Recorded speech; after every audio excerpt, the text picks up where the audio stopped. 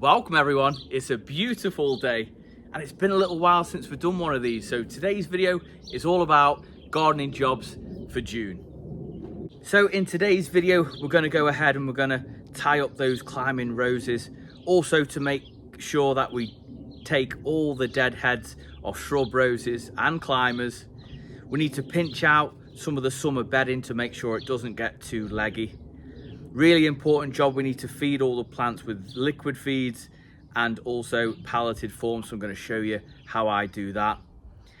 June, perfect month to plant out those dahlia tubers, and it's still not too late to purchase them from the shops as well. If you're anything like me, in my garden there's plenty of weeding still to be done as well. So without further ado, let's get into today's video.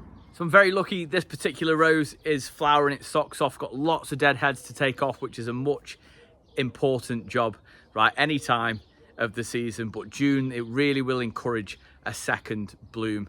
Not only that, I'm going to do a little bit of pruning just to take off some stuff that I don't want to tie up, and also I'm going to be tying a few bits up just to tidy it. So as always, I'll take you through, I'll show you exactly where I'll be making my cuts just to encourage a more healthier, bushier plant. Now these are absolutely beautiful. You can see the absolute cluster of buds that's still yet to come, so I shall enjoy this. However, on the top side, we've got quite a few buds that we need to take off just to encourage it to keep flowering and to look its best. So we're actually going to start off with some pruning on the actual plant, where I don't want to tie this bit up. I feel like I've got enough of the plant going in the direction that I want it to, and it's just simply a case of taking it back to a leaf node. I know it seems a shame, however, it'll look so much better for it.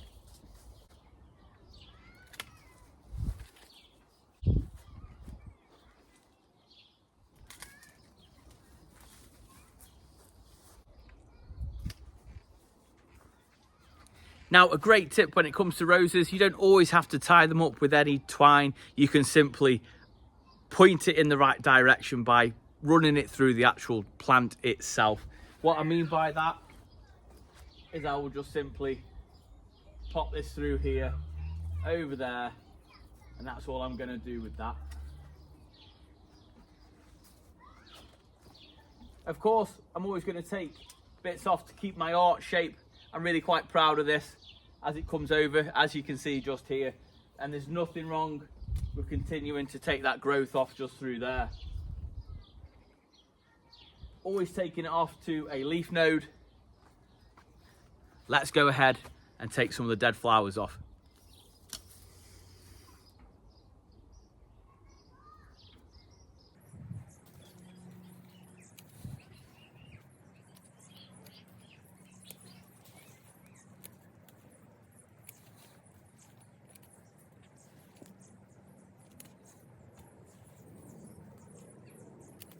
Now this is very much my woodland corner, and this rambling rose looks fantastic in here. I didn't actually plant this one.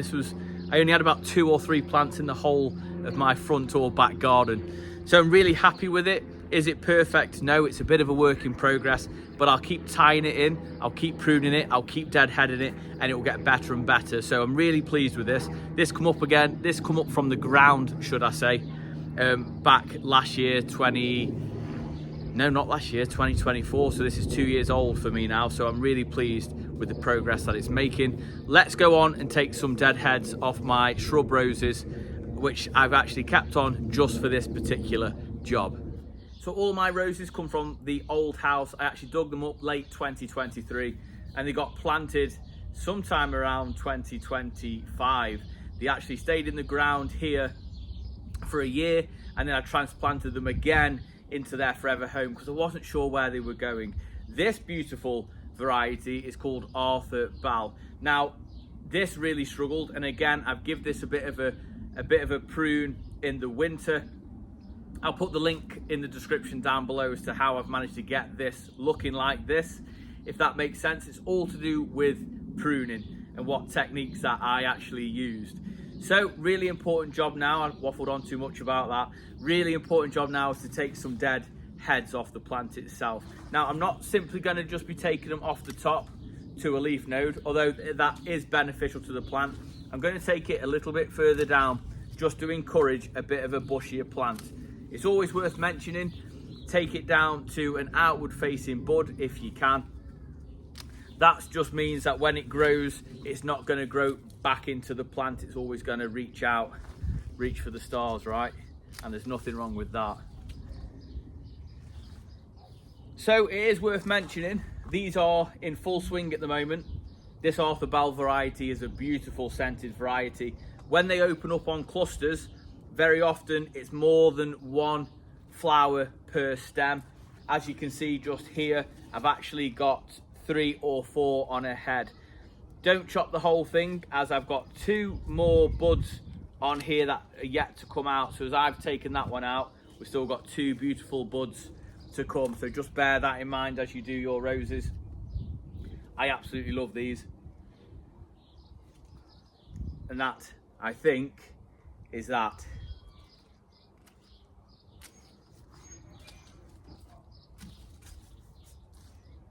I'm really pleased with the progress this rose has made.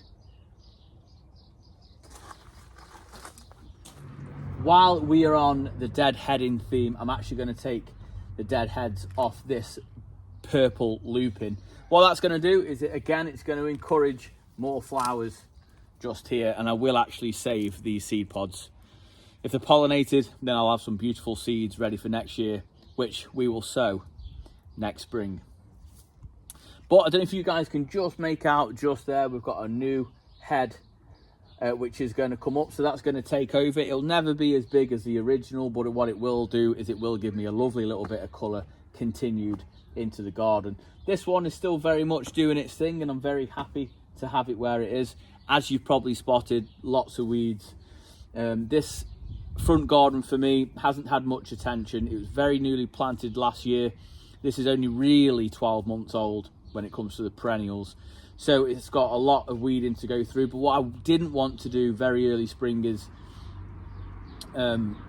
actually wake up all the wildlife. I didn't feel like that was the right thing to do.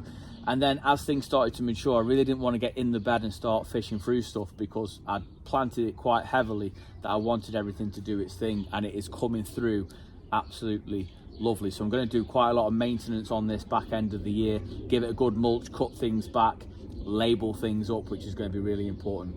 Right, so let's carry on and get on with the next job.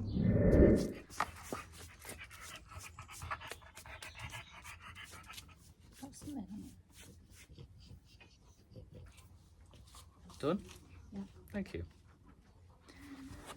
So bedding plants, I haven't actually put that many out this year yet, but I have got my fuchsia that is just getting away from me just a little bit. It's starting to get a little bit leggy. So the best thing I can do for this plant right now is actually cut it down by half.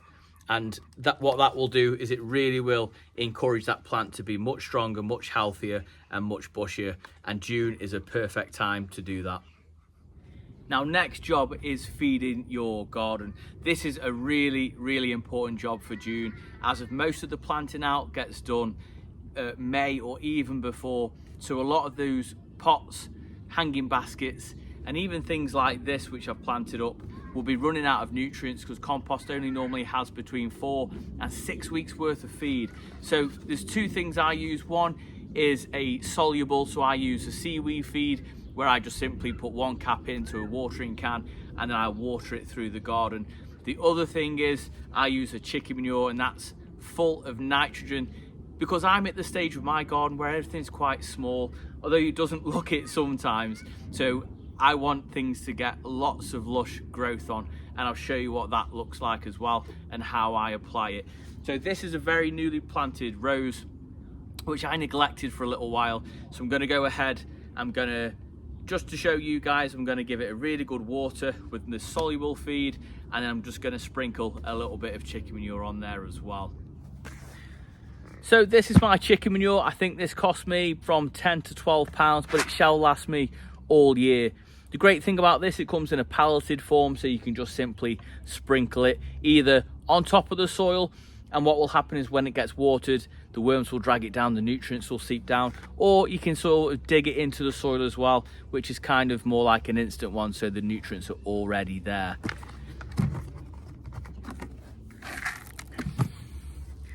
that's exactly what it looks like. All I need to do to this plant is simply scatter it on. And then this is probably overkill, but I'm just showing you guys. I'm going to give this a really good water. And this has got my soluble feed in as well.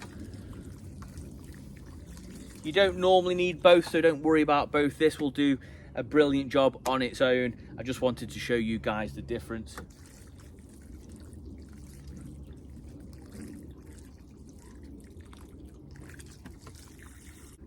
And this seaweed feed is very much a multi-purpose. It will do a lot of things.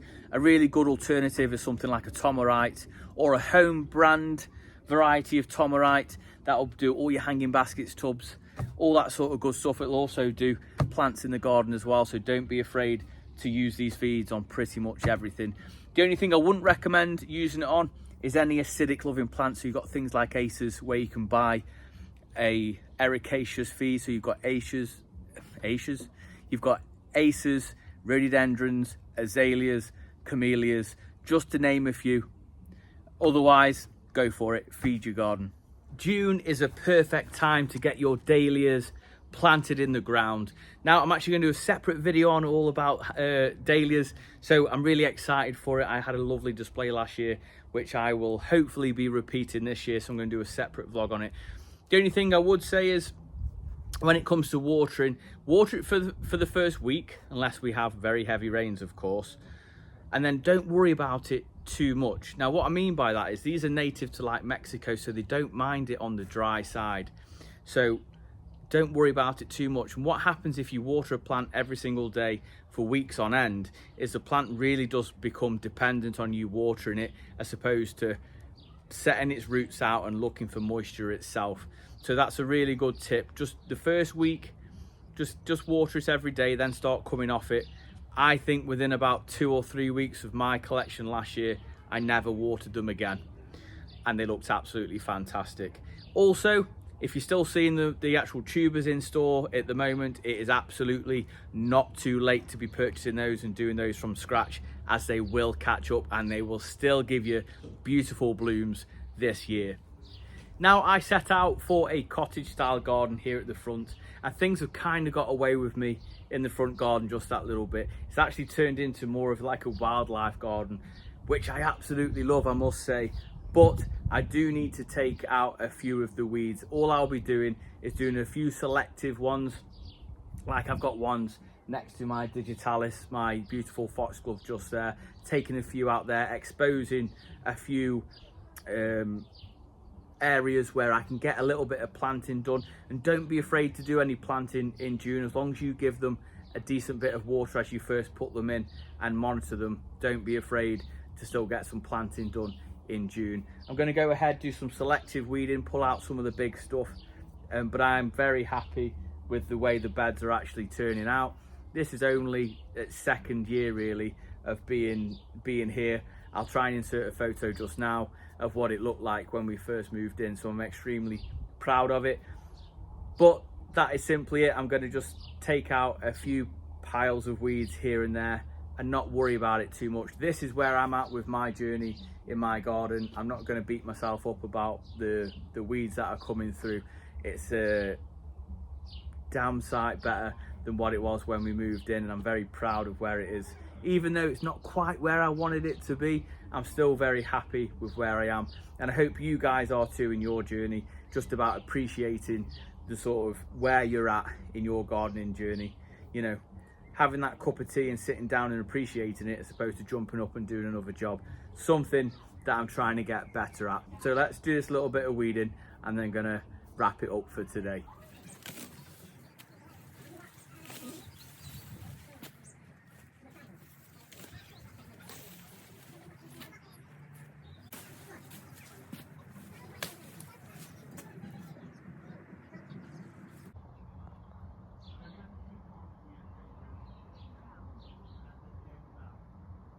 There we have it. The weeding is certainly a bit of a work in progress, but let me know if you're on top of your weeds, or whether you feel a little bit like me where we're just gonna have to enjoy where we are with it. If that makes sense. If you did enjoy it, then please do give it a big thumbs up, as it really does help the channel out, and drop a comment down below, as it helps share it out to others who love gardening just like we do. Until tomorrow, I will see you in the garden. You take care.